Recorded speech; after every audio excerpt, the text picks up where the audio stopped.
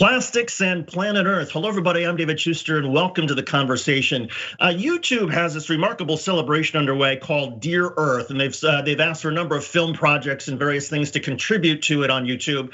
And I just watched this amazing film called Signals. Before I describe it, I'm going to show you the trailer. Here it is. All right, am I all hooked up? Because I'm ready to go. Welcome to Signals. Hi, everyone. Happy to be here. An experimental program where we tune into the stories of everyday objects. Everywhere it's just plastic, plastic, plastic. Man, don't you get it? You're not getting recycled. Y'all are trash.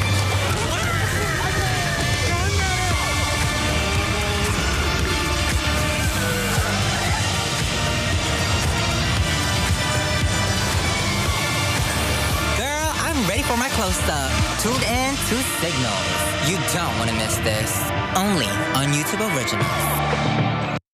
All right, so as you saw, Signals is a live-action animation hybrid. It tells a bridge story of our planet's sort of interaction and relationship with plastics. The creator behind this, the co-creator, Kaz Firpo. He's an award-winning director, screenwriter, photographer.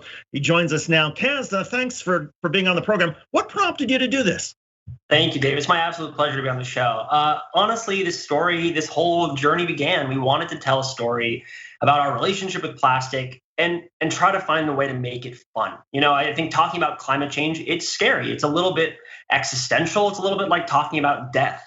And so we've made a lot of stories. We've told a lot of stories about these issues before. And with Signals, our mission was to really go out and say, how can we make this something that entertains, that educates, that informs, and most importantly, makes it something you want to share with your friends? The key character is Polly, a plastic bottle who I suppose at one time had sugary drinks or whatnot. And you sort of build a story around Polly and Polly's experience with realizing that he or she is trash and not something to be recycled. Yeah, I think for us, you know, stories are one of the greatest tools for making things that are hard to understand easy to feel. And that was really what we set out to do with Signals, was take this story. You know, we see all this waste and plastic around us. We see these mountains and landfills, garbage all over the world. And we know that that's wrong. And we wanted to find a way to say, what if we could have a conversation with that waste, with that trash? What would it say about being a problem? And what did you learn along the way as you sort of did the research and sort of immersed yourself in this issue and the environmental hazards? Was there anything that took you by surprise? Yeah, I mean, right away, I just have to throw these statistics at you because they're so heavy duty. I mean, 91% of plastics in America will never, ever be recycled. So that means like you see those little symbols on the bottom of the jar, or, you know, you take it, you put it in the right bin. 91% of that stuff is being buried in landfills. And especially now since the pandemic, I mean, this stuff is just piling up. And what I've learned through this journey and through creating this story is that the solution isn't better recycling or more recycling centers. That's really a myth that was created by the petroleum industry and by the people who make plastics. The solution is coming up with an alternative, coming up with things like extended producer responsibility, which is a way that essentially those who make plastic should be responsible for where it ends up. Why is it my job if you're the one selling it? Now, when you talk about 91% of plastics are not recycled, that'll strike a lot of people as, that's incredible, that's crazy. How come these makers of plastic are not required to make them recyclable? What was the answer that you found? Well, if you're familiar with American history, there's just been trillions of dollars of infrastructure and nearly a century of lobbying and legislation that's created this very powerful machine. You know, the thing that powers our cars is also the thing that makes these plastic bottles. And so these corporations, they are responsible. And if we're lucky in this generation, we'll start to pass things like EPR laws. And you're starting to see them on the ballot in California, in Oregon, and, you know, even in Washington, D.C. And what this does, it's a very simple thing. It's very common sense. It's if you make something that's damaging and toxic, like a plastic bottle that never disappears, you should be responsible for recycling it properly, for solving the plastic crisis. It's not up to the everyday person who's walking down the street and buying a Coca-Cola. It's really up to the people who are selling 1 billion bottles of that a day. These are obviously very serious and potentially very deadly issues, and yet you're trying to you put together a project that was compelling, that was artistically engaging. Was that a difficult balance to try to strike? It was. We spoke to a lot of experts. There's a sequence that's not shown in the trailer, but we really spoke to almost 50 plus scientific experts, scientists who are working on plastic alternatives, entrepreneurs working on plastic alternatives. What we wanted to do was get the complete picture to learn. We wanted to become more well-informed. But most importantly, we wanted to tell a story where you could sort of feel what it's like. You say, oh, this plastic's all around us. Well, what is the solution? We tried to offer a few in the show. What's been the reaction? I mean, the YouTube Dear Earth celebration is underway. What sort of feedback have you gotten?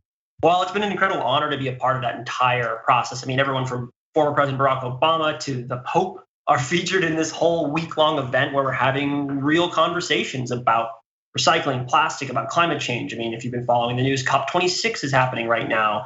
This is a conversation that needs to be had. It's not always comfortable. It's not always fun. And that's sort of where we came in. I'm a storyteller and a filmmaker. And what I said is, let's make a show that you want to share with your friends. It's for the internet. It's by the internet. And as you're learning something, you're also having a good time. And I think that's a real secret to getting young people, to getting anyone there's at any age to pay attention, to say, look, even if climate change was a hoax, what's the worst thing that could happen if we're wrong? We have better air quality. There's less garbage on the streets. Like, why is that a problem? And that's what we're slowly trying to make that conversation happen. I'm glad you mentioned climate change, because there does seem to be something of a competition for people's attention spans and what they can focus on. And there is this argument that we have to prioritize that. Perhaps, climate change should take a greater priority than, say, recycling. How do you respond to that argument? Yeah, I mean, the first thing I would say is climate change is just simply a matter of life and death for the whole planet. I look at California. I live in Los Angeles, right? And in the 70s and 80s, there was so much smog that you couldn't even see the mountains. You couldn't see the ocean. And we passed smog emission laws that, magically, lo and behold, increased the air quality for everybody. And that's really what climate change legislation is like. It's like the worst thing that could happen if we're wrong, and there really isn't global catastrophic climate change, is we make the world a little bit cleaner, a little bit greener. We plant a few trees. It's not like there's some catastrophic thing that will happen. And more than anything, I would always say, anyone who opposes this, we're creating jobs, we're creating infrastructure by introducing these new technologies. It's kind of the greatest thing that could happen to this country would be to tackle this problem head on, create millions of new jobs, and leave a better legacy for the people that come after us. I think that's the big lesson. Climate change, it may not happen to you, but it might happen to your children. And if you want to leave the world a better place, that's sort of the base requirement of participating in society, I think. And speaking of our children, when I was watching the clip earlier, and I saw somebody who looked very recognizable, I believe from Blue's Clues. Do I have that right? That's the same actor who was in Blue's Clues who was in your project? It's very possible. We've had an incredible group of cast and celebrities and names and faces. And the voice of Polly is the incredible Bretton Rock, who's a fashion icon. Recently was the first cover of Playboy digitally. I mean, it's been an incredible labor of love for us to bring all these different people from all over the world, because what we've sort of discovered is climate change is not an American issue. It's not an English issue. It's a global issue. And that's sort of the joy of a show like this, was to bring creators from all over the world to work together to tell this one story. And yes, I think we had a few famous faces. Do you see a sequel, and maybe not necessarily focused on plastics and the relationship with Earth, but it seems like this kind of storytelling, sort of using animation and sort of fast action, could be used to explain, say, campaign finance reform or all the other things that sort of plague our government and keep us from having the ability to get things done? David, where are you? You should be one of the producers of our show. I couldn't speak more eloquently about it. That's the dream. We've been talking to YouTube about doing a whole season actually of this show. So this is the pilot of what we hope will be about 10 episodes a season. We'll do them every year. And the next episode we want to tackle, we might interview a tree, and speak about deforestation, the cost of that. We might talk to about mental health, about campaign finance reform, lobbying, all these issues that we like to call sticky. They're a little bit sticky, and we want to make them fun, engaging, thoughtful, and something that you want to share with your friends. And Kaz, for people who want to help you, in addition to just watching this on YouTube and catching all the projects and films, are there other ways that people can contribute or help what you're doing if they believe in this mission? Absolutely. Thank you for asking. I mean, for one, really comment, share, talk about these stories with your friends, but most importantly, begin those conversations about extended producer responsibility laws. I think that starts at the ground level. Every state can pass these laws, and soon, if we were lucky, it can become federal legislation. I think that's really important. Laws, people make laws, laws change behavior, and they make the world a better place if you are paying attention. And that's really what the show is about. It's about paying attention, caring. I think that's the biggest challenge. And in addition to all of this, YouTube is actually running a massive campaign for Team Seas, which is an incredible nonprofit organization that's cleaning up massive amounts of oceans. Every dollar donated is, I think, 1,000 pounds of trash collected out of the ocean. So we've already raised $10 million for this organization, and we're hoping to raise another 20 by the end of the year. And for all of these screenwriters and directors out there who are curious in terms of the simple process of putting this together, has it gotten easier to put together these sort of hybrid animation, fast action types of projects? I think that all storytelling is a journey, it's a challenge, and it's a puzzle. So for this, we really had a singular vision. I was really lucky to work with my incredible co-creator, Max Shepard, who is based in Tokyo actually, and co-directed a number of the sequences with me.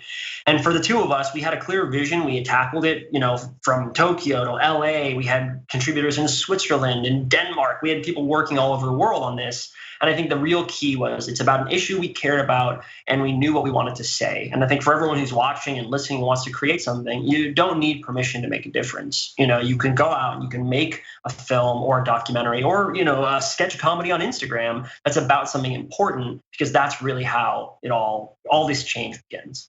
Yeah, and the technology has made it so much easier for all of us to edit on our laptops and shoot on our iPhones, and literally you start there. The project is called Signals. It's a live action and animation hybrid, and again, it tells the relationship between planet Earth and plastics. I strongly recommend everybody see this. It is compelling, and you will learn something along the way. Kaz Ferper, one of the co-creators. Kaz, thanks so much for joining us. We appreciate it. My pleasure, David. Thank you for having me. You got it.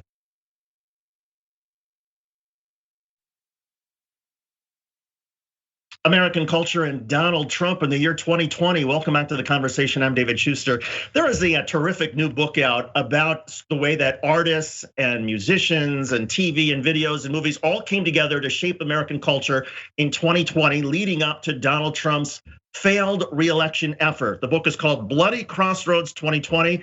It was written by Danny Goldberg. He's a longtime been in the music business for a long time. He was the former manager of Nirvana. He's also an author. He is the president of Gold Village Entertainment. Danny, welcome to the conversation. Hey, thanks for having me. So your book points out that there was this unprecedented level of engagement from all of these different folks in Hollywood in terms of trying to stop Donald Trump. What was it about Donald Trump that prompted this? Well, one thing was that he came from Hollywood himself. He was the host of a so-called reality TV show, and artists and entertainers know that reality TV has little to do with reality. And the idea that kind of populist tabloid skill set could be used to seize political power, especially for right-wing ideas on a campaign that included a lot of racism and sexism, somehow galvanized a much broader section of the creative community than had been involved before. And it happened within days of his election. So, back in the previous decades, there were pop icons like Mariah Carey, Whitney Houston, Justin Timberlake. They never said a word politically.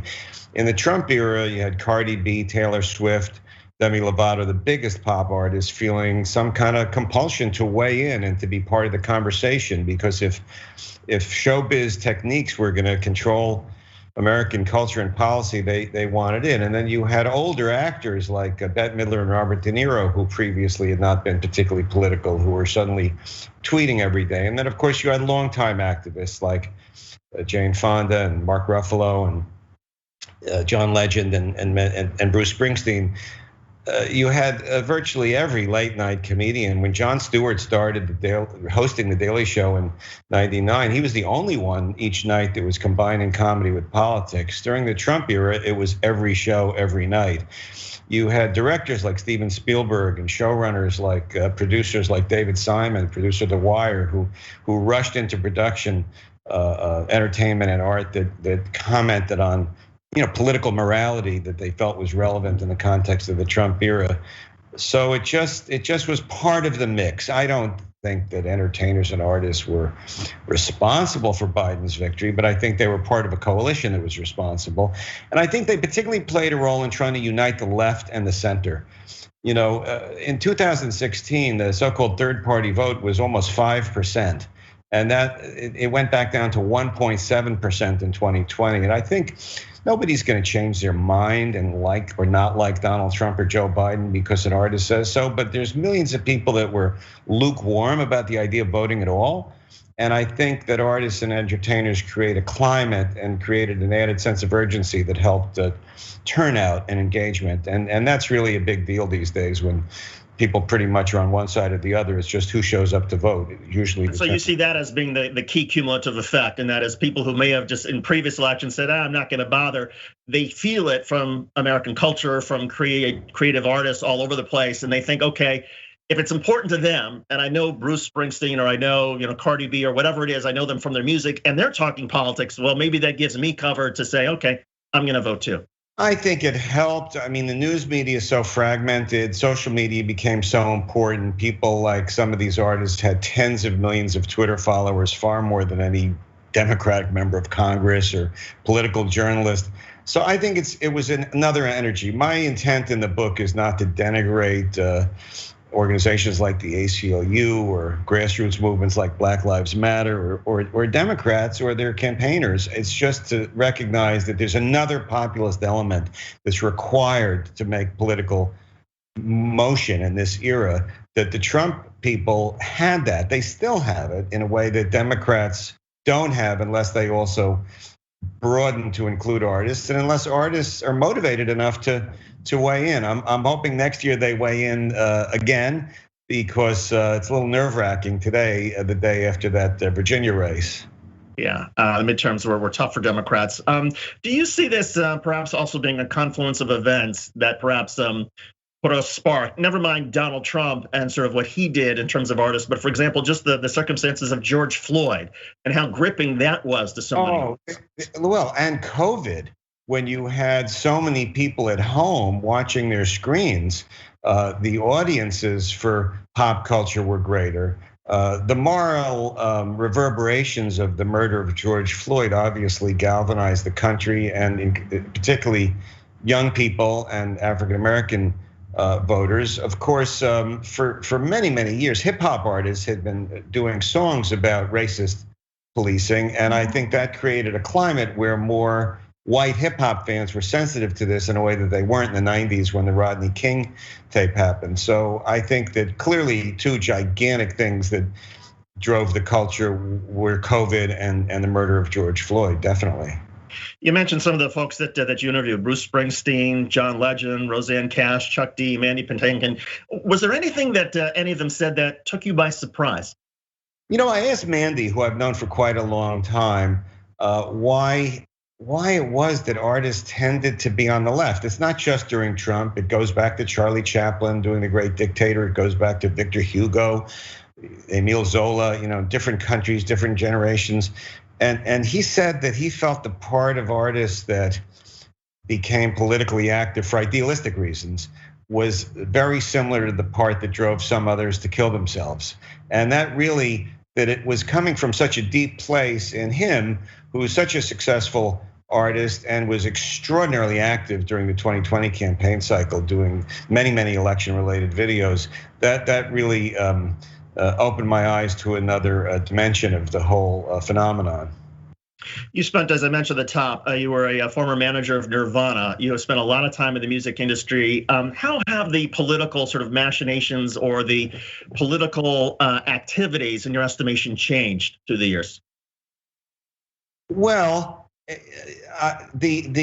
starting by the late 60s, artists were not being punished anymore for being outspoken politically. During the McCarthy period, they were, and hundreds of people were blacklisted and deprived of their careers. The power relationship changed, where artists were their success was dependent more on their fans than it was on so-called gatekeepers or moguls.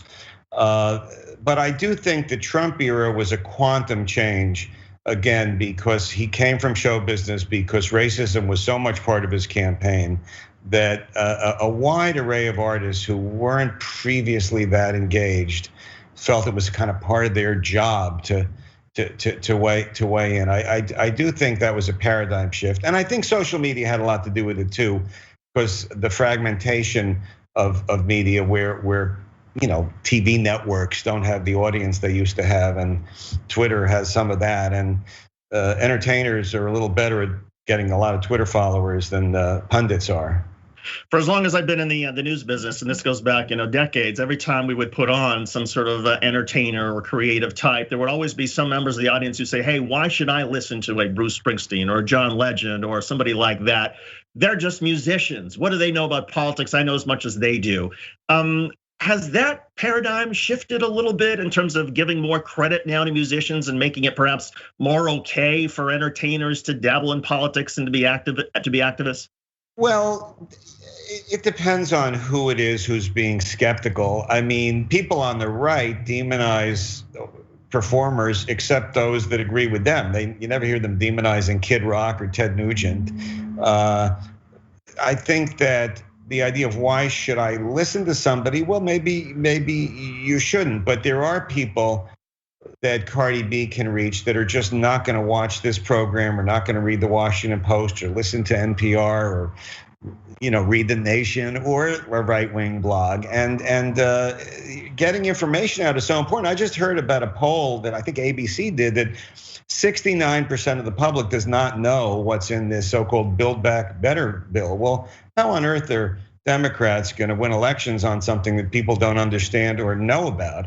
And how are they going to make people know about it? It's not so easy to do just with conventional political avenues. That doesn't mean that there aren't entertainers that are egotistical or stupid or say dumb things or make mistakes, but that's there are journalists who are like that too, to be fair. True of billionaires who have a great amount of influence on elections, and corporations and owners of giant media companies and labor unions and so forth. A question for you, and you mentioned the Democrats took a drubbing in the Virginia midterm, the gubernatorial race, an off year, not really midterm. There's a lot of fear, of course, about Donald Trump running again, about another Joe Biden-Donald Trump matchup. Do you see entertainers and creative types being as engaged the next time around as they were in 2020? And how do things have to change given that, look, Joe Biden's approval ratings are far lower than they were when he was challenging Trump in 2020? Well, I think the incumbent always tends to take a lot of heat and their approval ratings go down. But elections are about choices, not about whether you like or don't like one individual. I think the Democrats and the left and the center have to get the band back together and recreate that coalition. There's a lot of disagreements within the Democratic Party. I didn't support Joe Biden for the nomination. I preferred Elizabeth Warren or Bernie Sanders or Jay Inslee. He wasn't in my top three, but once he was the nominee, I think a lot of people coalesced behind him. And I think that the Democrats need to keep reaching out. They need spokespeople to explain what they're doing in a way that more than 30% of the public can understand. And artists need to, get back to the fight, because this is not going to happen without a recreation of that coalition. But it is worth remembering, we won in 2020. We don't have a lot of victories. And I think it's important to recognize that and to find out what worked and build on that instead of moping around. Is there a sequel to your book coming in 2024? I don't know. That would be up to my publisher, but I like writing books, so we'll see. And hopefully the next one, if you have to write it again, is of the Donald Trump Joe Biden sequel, in which Joe Biden again gets some help from entertainers and is able to keep Donald Trump from victory. But in any case, the book is Bloody Crossroads 2020. Danny Goldberg, he's a former manager of Nirvana. He's also an author. He's president of Gold Village Entertainment. Danny, thanks so much for doing this. Pleasure to have you on. David, thanks so much for having me. And that'll do it for this conversation. On behalf of Asher Cofield and John Skip Velacco, I'm David Schuster. Thanks for watching. I want you to take on the spirit of one of my sheroes, Harriet Tubman, who said these words: if you hear the dogs barking, keep going. If you see the torches in the woods, keep going. If they're shouting after you, keep going. If you want a taste of freedom, keep going. Is it right or wrong that somebody has a living wage? Is it right or wrong to have paid family medical leave? Is it right or wrong to cancel student debt? Is it right or wrong to make sure that no matter who you love, how you identify, that you get the opportunity to live a good life too? This boils down to right or wrong. It's just that simple. It's about saying to people who work for you, this will not be tolerated on horseback, on bicycle, on tricycle. You will not treat people like this. They are human beings. Because with these hands, we will rise. Nina Turner steps into the direct fire sometimes in the name of the people. And is that we have become numb to some of the very real challenges in this country. They don't care. I want to say something else, but I know we're going to keep the PG. They just don't care. You get to keep your doctor. Don't let them scare you about that, because it's not government taking over the service. Dr. Dooley, can I get an amen? Okay, we got a doctor in the house. If you want clean water, clean air, clean food, keep going. If you want a better country, a better world for yourselves and future generations, you must. And if you know that we are in this fight together, you must.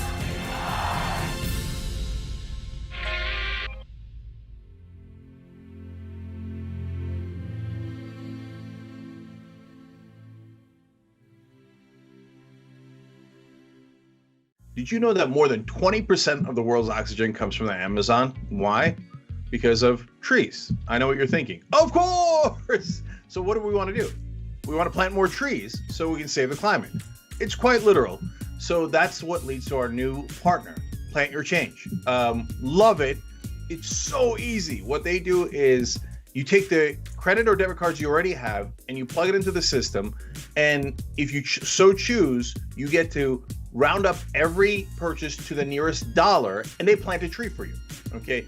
Now, you could also choose if you want to do it on only certain kinds of purchases or only so often, right? And there's nothing wrong with that. But literally every cent makes a difference here. It's Plant Your Change, and if you want to know more information, just go to tyt.com/trees. Let's go save the planet together.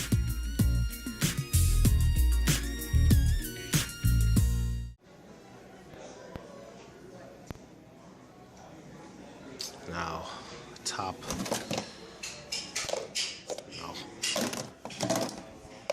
No.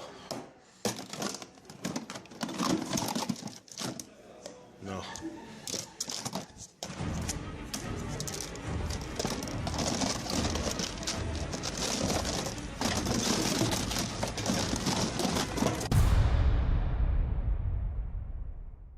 Today, a terrible day for the internet, a terrible day for America. The internet as we know it is not going to exist anymore. A real dark day for information, and yet another way that they're bleeding out the democracy. We're now going to have these gatekeepers of information deciding what we can and can't see, and that's what scares me the most. Whether you're conservative or progressive or anywhere in the middle, this is the one thing we should all agree to. Protect the internet, because the establishment is coming for it.